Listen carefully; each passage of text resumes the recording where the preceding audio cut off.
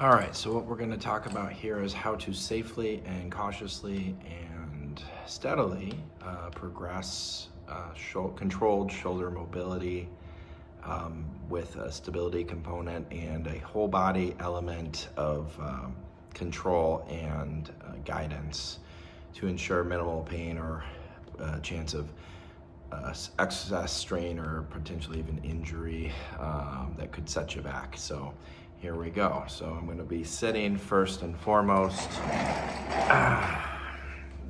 So this is just a more controlled, stable position where I don't have to think about balance too much, although there is an element and an importance of using your legs too, which will be further emphasized when you are weight bearing. So I'm going to start off with just using the stick here, the cane, whatever you got handy at home, broom handle. So thinking about like pectoral muscles, as they are generally pretty tight, bringing the shoulder kind of forward and around like that. I can do like I'm doing here, have my elbow on a table for a little extra stability and control, so I don't have to hold my arm up or feel like it's too much strain. Depends on really where you're focusing. Now I'm sliding my arm, I'm not putting weight on it. I want to get my weight in my feet and ground and anchor and keep my chest forward, so kind of headlights and taillights kind of anchored there. And I can rotate through my torso, but I am kind of squeezing and holding, so I'm engaging kind of pectorals and those inner muscles on both sides. The idea though is to gradually and gently kind of allow, so I'm gaining ground with my right side in this case on those pectoral and inner adductor muscles, and even the internal rotation here of the subscapularis and other muscles to pull in, and then I want to train those muscles to release and let go. Now I can also, because I'm supported, I can kind of slide and go out that way. That's another way you can do this in rotation as well, but just make sure it's all controlled and not overly stressful or painful. But again, I'm increasing tension and shortening the muscle, and then training the muscle to keep tension, but also to learn to lengthen, to work in through that, with that kind of flow.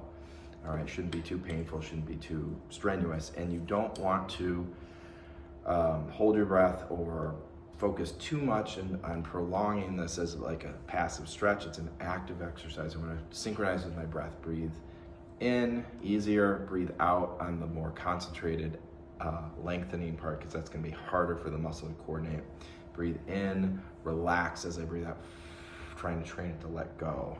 And I can control to what level or whether I'm using the table or not, but you want to always be controlled through your whole body. I'm leveraging and stabilizing through my legs. Same thing here. If I come up on the table, I'll show you with my left arm here just so you can see better. But I'm going to kind of maybe go in and shorten and tighten, but also as I come away, I'm going to turn my head away, lengthen and control.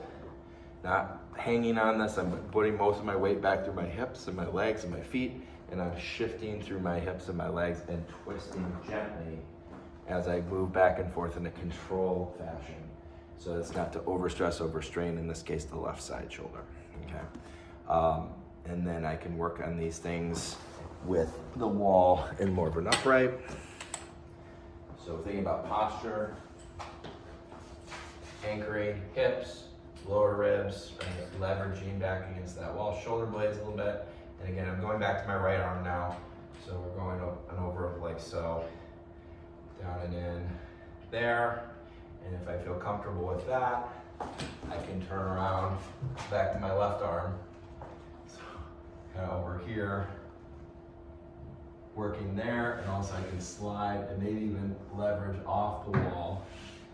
But it's got to be controlled and comfortable enough to do that. But I'm also shifting and grounding from that same side leg and body, so you have the leverage and control to do that, okay? But I can slide, or even reaching across. If I use my other arm, I can come across here, and that's where you might find that it's a little easier. Say if you're bound up in your chest, you may not feel that because it's not painful, but you may feel it in your shoulder. So maybe bringing that arm across and then leveraging up and out, or just sliding up like that, or even holding on, taking a ride on that arm to help that along as well as you go up and out. Okay, that should get you pretty far along in that process.